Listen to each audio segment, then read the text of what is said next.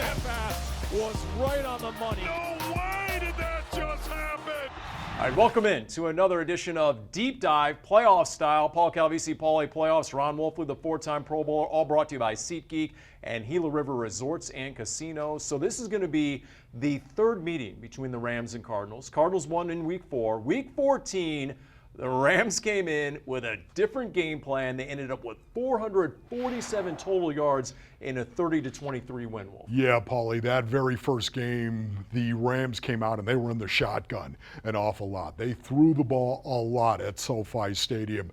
The second game they came out, man, Matthew Stafford was under center and they ran the ball a lot more. And when you talk about the Rams running the ball, man, you're talking about rundown situation. Freeze it right there, if you will. Rundown situation, 1st and 10, 2nd and 1 to 6.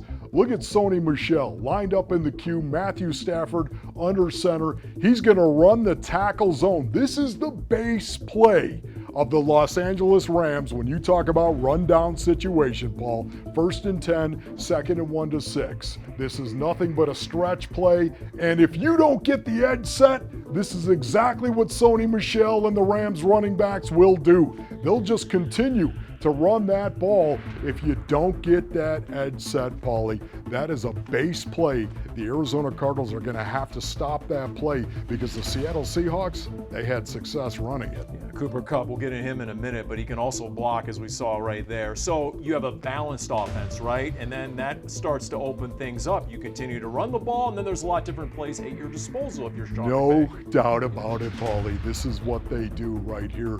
The Rams love to run the ball in between the tackles. It all starts with them doing this right here in rundown situation. Once again, this is more of a north-south right there. That is the inside zone. They're going to seal the backside, Paulie, but they're going to run in a north-south way. Look at the second level.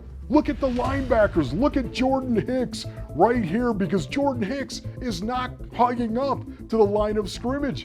You know why? He's not sure that Matthew Stafford doesn't have the ball. He thinks it's play action. The backers think it's play action. And now all of a sudden, here you got to run up the middle for a nice gain. This is what they want to do. They want to run the ball, and then after they're done running it, they want to take some shots down the field. And you know what?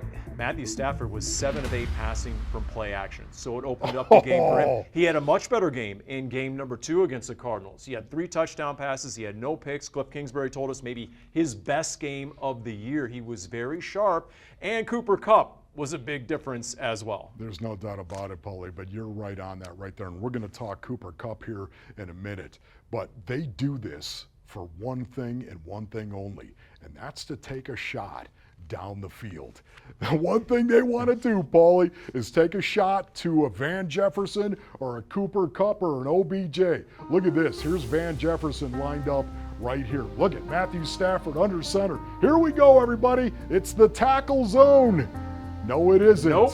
That's not what it is right there. Now all of a sudden you've got Van Jefferson on the outside one-on-one. You're going to get a crossing route to the left down here, and then over the top, you're going to get the post. Van Jefferson, look at this. Matthew Stafford rolls out and lays it up. Touchdown.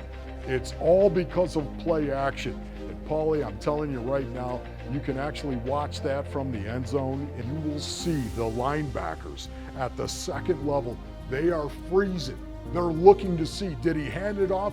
Did he not? And when they see he didn't, they turn and they run to their zone room. But a lot of times it's too late. It's what the Rams love to do, and they do it as well as anybody in the league. And that big play was a big difference in the game. Think about it. The Rams had 3 plays of 40-plus yards in that game. The rematch, when the Cardinals defense had given up 3 plays of 40-plus yards all year long.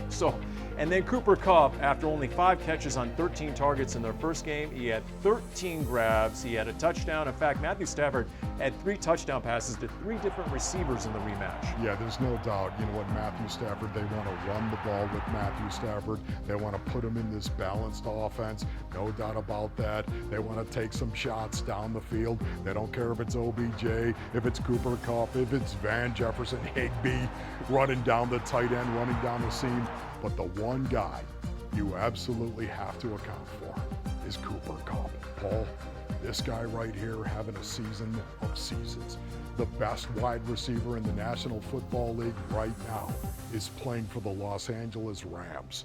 And to me, they've got to do something to try to slow him down. I worry about that, Paulie. Do you worry about that matchup? The cornerback room being what it is right now, and their wide receiver room being what it is, that's trouble. He's the 4th player ever to lead the NFL in catches, receiving yards, and touchdown catches. Yeah, and you have a thin secondary for the Cardinals right now due to injury. It's something they have to do, Paul. They have to address that. Stop Cooper Kupp.